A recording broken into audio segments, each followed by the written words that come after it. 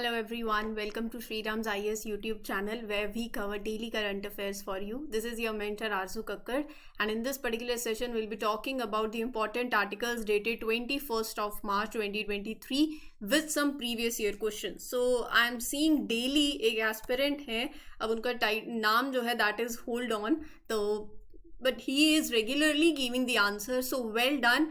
जो डेली आप आंसर्स दे रहे हो, I am constantly viewing your answer, जो आप आंसर्स मेंशन करते हो with respect to every question. So doing great. Make sure ये कंसिस्टेंसी आपकी बनी रहे. तो अब आप अपने आंसर्स को यहाँ पर चेक कर सकते हो. दैट इज जो हमने कल क्वेश्चंस लिए थे और उनके प्रीवियस ईयर क्वेश्चंस. सो यहाँ पर लेट्स हैव अ लुक कि what was their answers with respect to the questions previous year based. So 2015 में यूपीएससी ने क्वेश्चन पूछा था. इसका आंसर मैं वैसे कल ही आपके साथ शेयर कर चुकी थी जब हमने लोकटक लेक और केबू लमजाओ नेशनल पार्क के बारे में पढ़ा था. हमने फुमडीज के बारे में पढ़ा था, राइट, देयर फीचर. तो क्वेश्चन था कि विच ऑफ द, ऐसे ही 2015 में यूपीएससी ने क्वेश्चन पूछा that which of the following national park is unique in being a swamp with floating vegetation that supports a rich biodiversity. So इसका answer क्या था? केबू लमजाओ नेशनल पार्क. तो इसका बेसिकली बात यह है कि इस क्वेश्चन को मैं ऑलरेडी एड्रेस कर चुकी हूँ इन द लास्ट सेशन. अब यहाँ पर आगे चलते हैं, नेक्स्ट क्वेश्चन देखते हैं. Please do understand how they are framing the statements, कि स्टेटमेंट्स किस तरीके से फ्रेम हो रही हैं. Rather than focusing upon the answer of the question, try to understand कि स्टेटमेंट उन्होंने जो यूपीएससी ने आपके सामने 3 स्टेटमेंट्स रखी हैं, अब वो स्टेटमेंट्स किस तरीके से रखी वो जानना इंपॉर्टेंट है. तो यहाँ पर आपके पास जो स्टेटमेंट्स हैं वो है 3 स्टेटमेंट्स. आपको बताना है करेक्ट स्टेटमेंट कौन सी है. That is with respect to India Sri Lanka trade. पहली स्टेटमेंट क्या थी? 2020 में क्वेश्चन पूछा था, the value of Indo Sri Lanka trade has consistently, this is the term, has consistently increased in the last decade. तो ये स्टेटमेंट जो है दैट इज नॉट ट्रू. क्योंकि आपको पता होना चाहिए कि आपके जो कंट्रीज हैं उनके साथ आपका ट्रेड, बायलेटरल ट्रेड रिलेशंस कैसे हैं. अगर मैं बोलूं कि दैट इज कंसिस्टेंटली इंक्रीज्ड, तो वो नहीं है. There is a fluctuation that we have seen in the trend of trade value between these 2 countries as per the data from the department of commerce. So statement 1 गलत हो जाती है. अगर statement 1 गलत है तो obviously I can eliminate like option A and option D. I have now 2 options, B या C, मतलब दोनों में से एक स्टेटमेंट करेक्ट है. Textile and textile articles, they constitute an important item of trade between India and Bangladesh.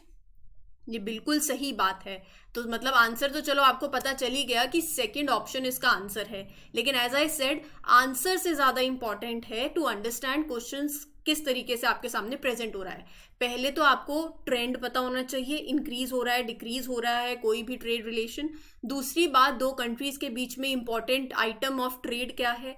Third thing, in the last 5 years, Nepal has been the largest trading partner of India in South Asia.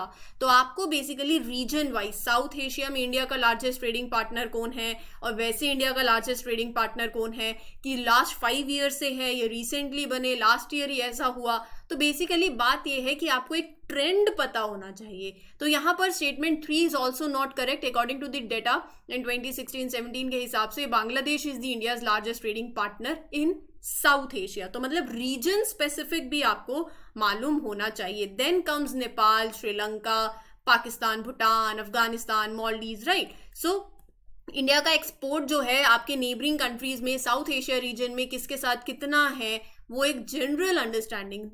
Data नहीं पूछा उन्होंने, direct numbers नहीं पूछे हैं, एक overall trend आपको जानना है, right.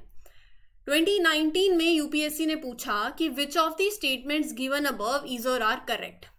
Agricultural soils release nitrogen oxides into the environment. This is the first statement and this is absolutely correct.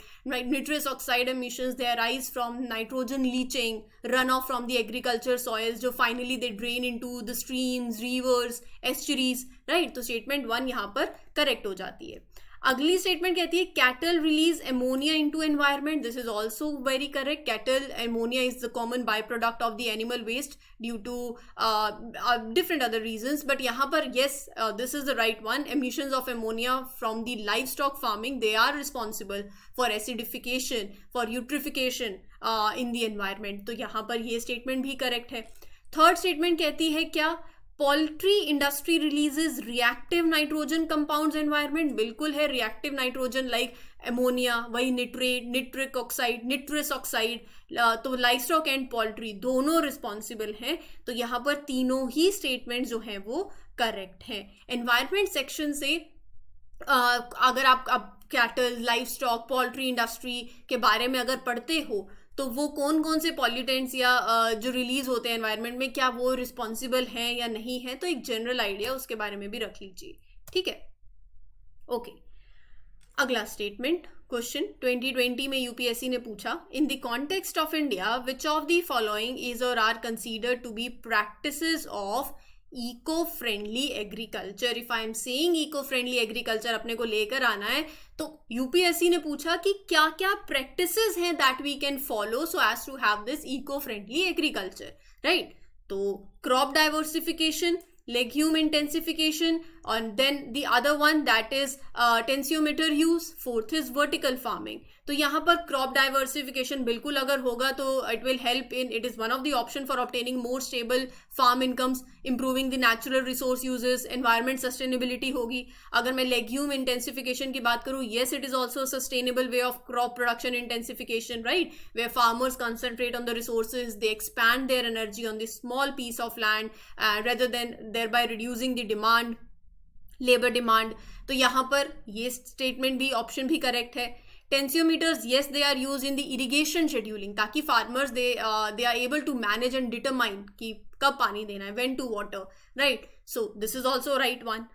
Vertical farming, yes it is also one such method of growing crops in vertical stacked layers, so this is also a nice method that in controlled, it is often incorporated by controlling the environment, agriculture, optimize plant growth। so ये कुछ practices हैं that we can consider of for eco-friendly agriculture। तो option सारे के सारे are the right one, so answer will be D, ठीक है।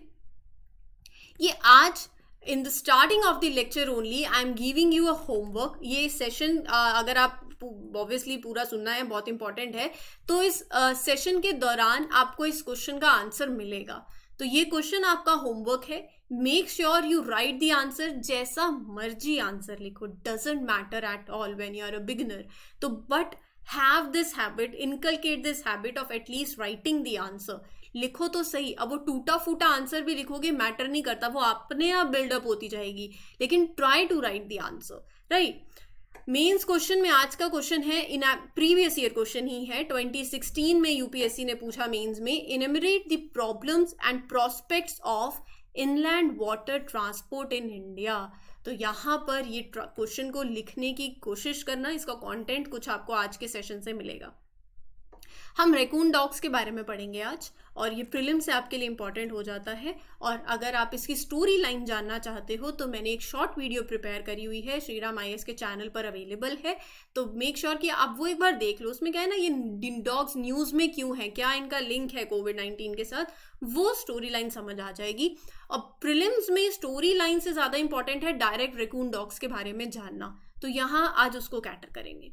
Second एक रिपोर्ट है, पेपर 2 के लिए आपके लिए रेलिवेंट है, women and men in India 2022 report, तो इसके बारे में जानेंगे। एंड साथ ही साथ इसकी कुछ की फाइंडिंग्स हैं जो आप अपने मेंस के आंसर राइटिंग में बहुत अच्छे से लिख सकते हो, पेपर 2 से इसको लिंक भी कर सकते हो। मैरीटाइम इंडिया विजन 2030 को कवर करेंगे, इसके विद रिस्पेक्ट टू वही जो मैंने आपको प्रीलिम्स के अभी मेंस का एक क्वेश्चन दिया है, तो यहाँ से आप इसका आंसर ले सकते हो, पेपर 2 पेपर 3 से लिंक कर सकते हो। गवर्नमेंट के इनिशिएटिव्स क्या हैं, ये विजन क्या है, इनलैंड ट्रांसपोर्ट के वाटर ट्रांसपोर्ट के बारे में will cover that. GS paper 3 से you can link the next topic, that is sugar exports. They may cross 5.5 billion US dollars in the current fiscal year, right? तो ये एक article है।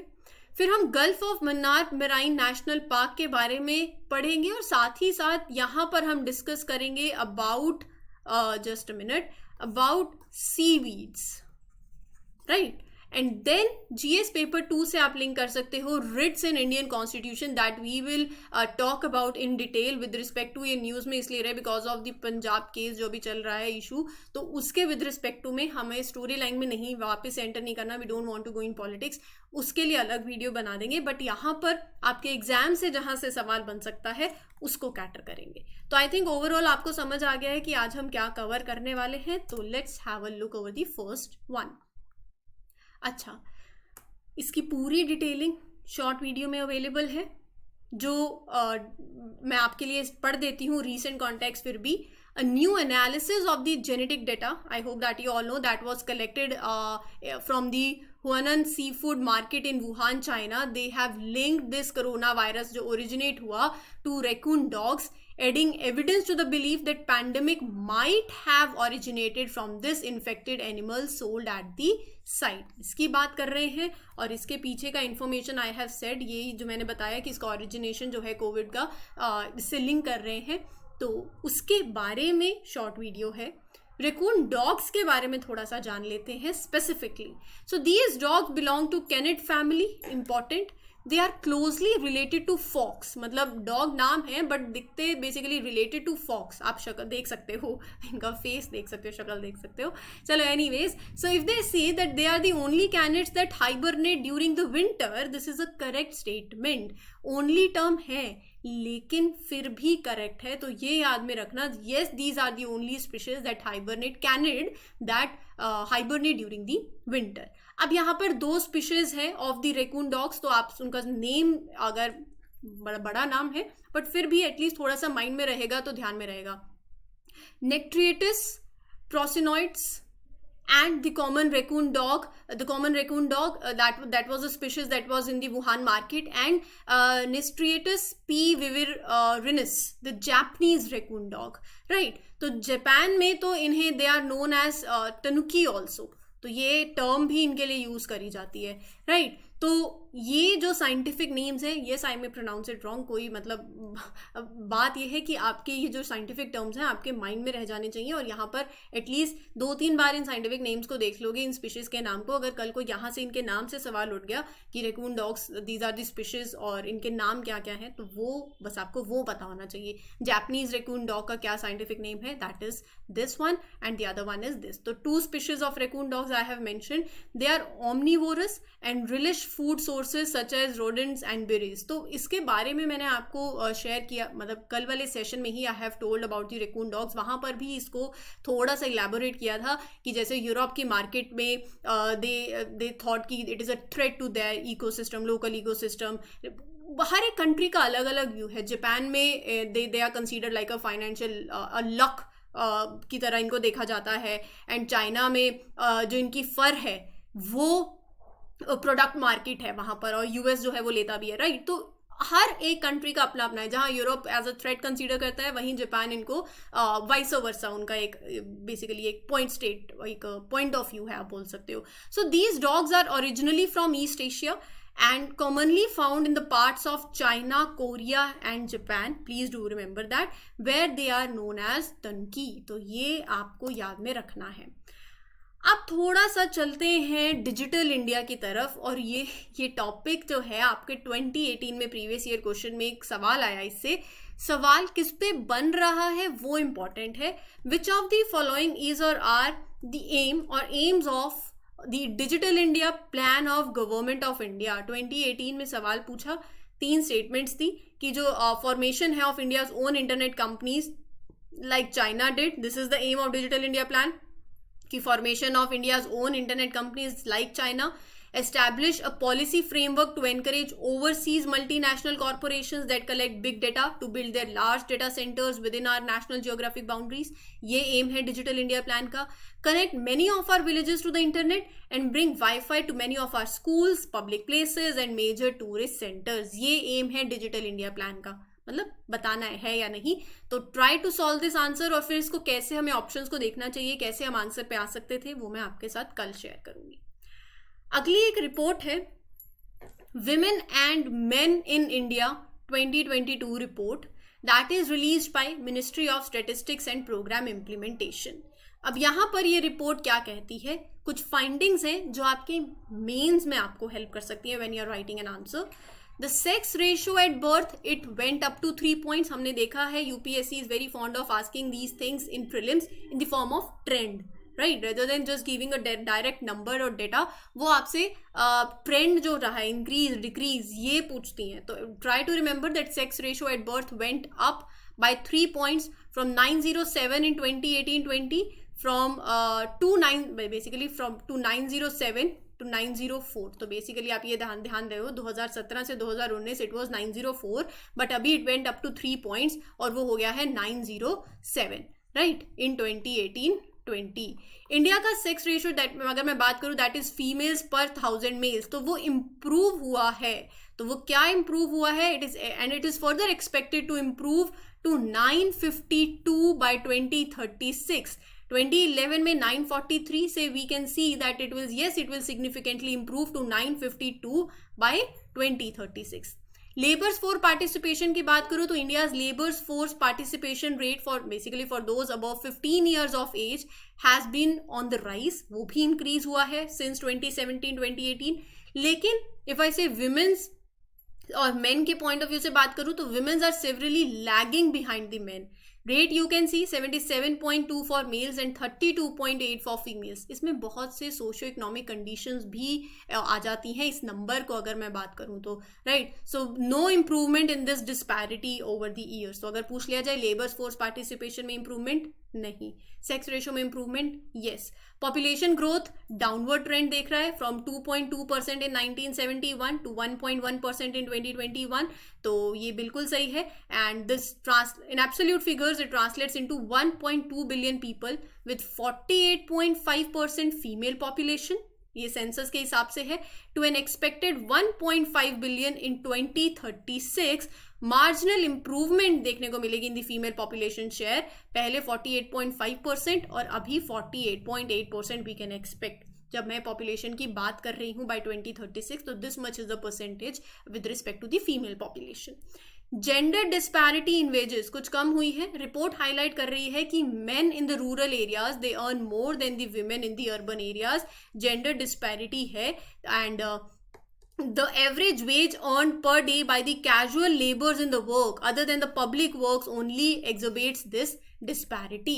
अब यहाँ पर बहुत से आप रीजंस कोट कर सकते हो अगर मैं आपके मेंस के आंसर से बात करूँ, और गवर्नमेंट के इनिशिएटिव्स भी यू कैन टेल, राइट. क्या women labour force challenges face कर रही हैं, इकोनॉमिक एम्पावरमेंट नहीं है, सेफ्टी इश्यूज हैं, वही अनइक्वल पे, सोशल नॉर्म्स की अगर बात करूँ, right. So society expects women to be subservient and have their family first, family is a priority, मतलब ऐसा सोशल नॉर्म्स हैं. एंड स्टीरियोटाइपिंग रोल एक बहुत इंपॉर्टेंट रोल है, स्टीरियोटाइपिंग जो प्ले कर रहा है. तो यहाँ पर वी हैव सीन कि रिफॉर्म्स भी लाने की ज़रूरत है definitely, like legal equality of women improve करना, equal remuneration, mandating equal remuneration for work of equal value, right. Ensuring safety of women, so women's to work at night in the same way as men, allowing women to work in an industrial job. So challenges हैं लेकिन reforms भी हैं और government के initiatives भी हैं. Beti Bachao Beti Padhao. Then we have Pradhan Mantri Matru Vandana Yojana. We have Sexual Harassment of Women at Workplace Prevention, Prohibition and Redressal Act, Maternity Benefit Act, right. So ये सब गवर्नमेंट के इनिशिएटिव्स भी हैं इस डायरेक्शन में जो आप मेंशन कर सकते हो, ठीक है, व्हेन राइटिंग एन मेंस का आंसर. आगे चलते हैं. अगला क्वेश्चन है प्रीलिम्स बेस्ड है. 2021 में यूपीएससी ने पूछा था कि which of the following have species that can establish a symbiotic relationship with the other organisms. तो 2021 में this was the question that was asked. Try to solve this answer. Comment में mention करना and then I'll take it in the other lecture, that is the next one only. Government maritime India vision की बात कर रहे हैं. इसको बहुत अच्छे से सुनना है बिकॉज दी होमवर्क जो मैंने आपको एक मेंस का क्वेश्चन लिखने को दिया है वो यहाँ से आप इसका फॉर्डर ले सकते हो. Government intends to increase the share of inland water transport to how much percent? 5% as per the maritime India vision 2030. तो ये मैरीटाइम इंडिया विजन 2030 को तो आई विल कवर, लेकिन अभी अगर मैं बात करूँ तो Inland water transport की this transportation is underutilized at a share of 2% in the India's model mix. Inland water transport means transportation of people, goods, materials via waterways. Simple है. Inland water transport, the transportation through water, right? Inland matlab that is located within the country's boundaries, so by rivers, canals, lakes, other navigable bodies of water. So this is, yes, this is the most economical mode of transportation for, you can say, like for bulk cargo like coal, iron ore, cement, food grains, fertilizers, in सब के लिए. That is underutilized अभी, only 2%. India has extensive network of inland waterways, backwaters, rivers, canals covering over 20,000 kilometre in length, and potential भी बहुत है as a mode of transportation, तो उस potential को यूटिलाइज करना है. The inland waterways can play a very crucial role in realising the prime minister's vision. क्या है? Making India a zero carbon emission country by 2070. तो यहाँ पर inland water transport can play a very important role. Cheaper operating cost, less polluting mode है transportation का, lesser requirement of land related to the other modes of transportation, lesser fuel consumption होगा, more environment friendly है, right. More waterways can be use for recreational purposes like boating, fishing. तो ये सब कुछ challenges भी हैं. मतलब अगर हम किसी भी चीज़ का बेनिफिट देख रहे हैं, but at the same time yes there are challenges. Some rivers are seasonal, हमें भी पता है. No navigability will be there throughout the year. Then intensive capital, क्योंकि all the identified waterways require intensive capital maintenance, right. And फिर उसके बाद water के at the same point of time we all are aware कि there are other important use also, irrigation में, power generation में. तो we can not overlook these needs also. तो ये कुछ पॉइंट्स हैं. अब साथ ही साथ मैरीटाइम इंडिया विजन 2030 जो है, ये 10 साल का ब्लूप्रिंट है for the maritime sector that was released by the prime minister in 2020. It supersede the Sagarmala initiative and aims to boost waterways. तो पॉलिसी इनिशिएटिव्स और डेवलपमेंट प्रोजेक्ट्स की बात करूं, जैसे maritime development fund, a 25,000 crore fund that will provide low cost Port Regulatory Authority, a pan-India port authority that will be set up under this new Indian Ports Act. Is Eastern Waterway Connectivity, Riverine Development Fund, rationalization of port charges. तो basically overall जैसे promotion of water transport, कि urban areas की decongestion नहीं हो, and developing waterways as an alternate means of urban transport, और ज़्यादा transparency लेकर आना, मेकिंग देम मोर कॉम्पिटिटिव. तो ये सब कुछ इनिशिएटिव्स हैं. और गवर्नमेंट के इनिशिएटिव्स में तो सागरमाला प्रोजेक्ट है, पीएम गति शक्ति है, and there are many other, Jal Marg Vikas project है. तो ये सब आप लिख सकते हो when you are writing the answer, right. बहुत सारा कंटेंट दिया है. जिन्होंने बहुत अच्छे से सुना है वो बहुत अच्छे से इसको यूटिलाइज करके आंसर लिख सकते हैं. मेक श्योर आप जब भी सेशन ले रहे हो, you have pen and paper with you so as to write these important points. Okay, India has gone from being a marginal sugar exporter 5 years ago to number 2 in the world, behind only Brazil. Sugar की exports की बात करेंगे 2017-18 से between 2017-18 and 2021-22 exports जो हैं वो बड़े हैं 810.9 मिलियन यूएस डॉलर से 4.6 billion, right. Sugar exports may cross 5.5 billion US dollars in this current fiscal year. थोड़ा सा अब शुगर इंडस्ट्री के बारे में बात कर लेते हैं. Let's have a look. Sugar industry एक इम्पॉर्टेंट एग्रो बेस्ड इंडस्ट्री है जो कि 50 मिलियन शुगर केन फार्मर्स का लाइवलीहुड इम्पैक्ट करती है. एंड इसमें 5 lakh workers they are directly employed in the sugar mills. 2021-22 अक्टूबर सितंबर में India emerged as the world's largest producer and consumer of sugar और second largest exporter of sugar. तो ये important points हैं that you can remember. अगर मैं बात करूं, sugar industry is broadly distributed over 2 major areas of production. Then UP, Bihar, Haryana, Punjab in the north, और south में Maharashtra, Karnataka, Tamil and Andhra Pradesh. South India has a tropical climate, we all know that gives a higher yield as compare to north India which is suitable for this higher sucrose. Temperature अपने को चाहिए 21 to 27 degree Celsius. Hot and humid climate चाहिए रहेगा. Rainfall 75 to 100 centimetre. Soil type deep rich Lumi soil. Biggest importer of India's raw sugar Indonesia, Bangladesh, Saudi Arabia, Iraq and then Malaysia. तो ये आपको पता होना चाहिए जब हम बात करेंगे, तो ये नंबर आपके लिए इम्पॉर्टेंट हो जाता है, तो मेक श्योर ये आपको याद रहे। और प्रीलिम्स में सवाल भी बन सकते हैं। इवन 2013 में ना यूपीएससी ने एक शुगर मिल से एसोसिएटेड क्वेश्चन पूछा था कि do you agree that there is a growing trend of opening new sugar mills in the southern states of India, discuss with justification. तो आप चाहो तो इस पे भी आंसर लिख सकते हो, ये यूपीएससी ऑलरेडी आस्क्ड 2013 में। अब 2020 में you can C with reference to the current trends in the cultivation of sugarcane in India, consider the following statements। तो यहाँ पर आपके सामने कुछ statements हैं and try to answer this question that is related to sugarcane cultivation in India, और इसका फिर आंसर जो है वो हम लेंगे नेक्स्ट सेशन में। ओके, इम्पॉर्टेंट है, जीएस पेपर 3 से आप इसको लिंक कर सकते हो। यहाँ पर बहुत सी बातें हैं समझने के लिए, सीवीड्स के बारे में जानना और अभी रिसेंटली क्या आर्टिकल है उसको पहले कवर कर लेते हैं। As you can see the news that is what recently the dead coral reefs were observed. कहाँ पर? Near Kurusadai, Tamil Nadu, one of the 21 uninhabited island forming the Gulf of Mannar Marine National Park। तो let's cover it।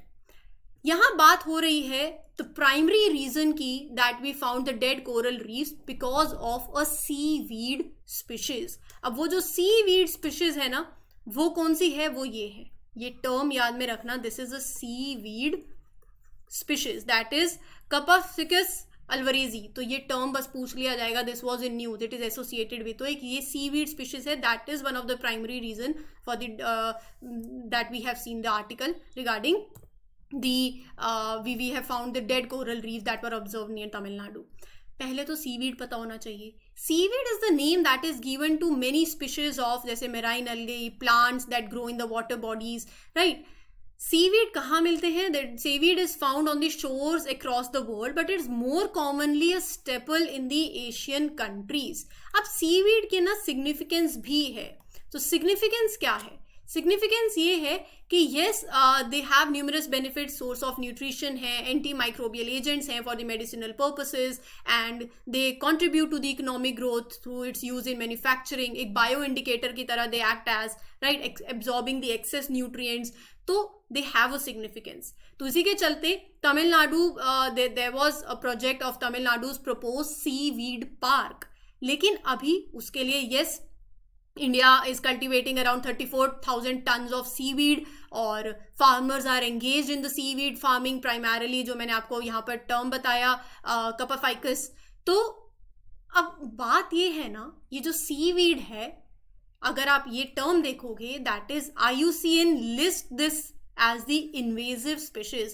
invasive species pose a threat to the nearby जो species होती हैं, जो local वहाँ की species है, marine species, right? तो obviously it will impact, तो that is why it is in news। अब मैं it is one of the reason, इसीलिए it is one of the reason for this thing, for the dead coral reefs that were observed in the Kurusudai, Tamil Nadu. अगर gulf of Mannar marine national park की बात करी जाए, उसको भी एक बार देख लीजिए। Gulf of Mannar is one of the biologically richest coastal regions।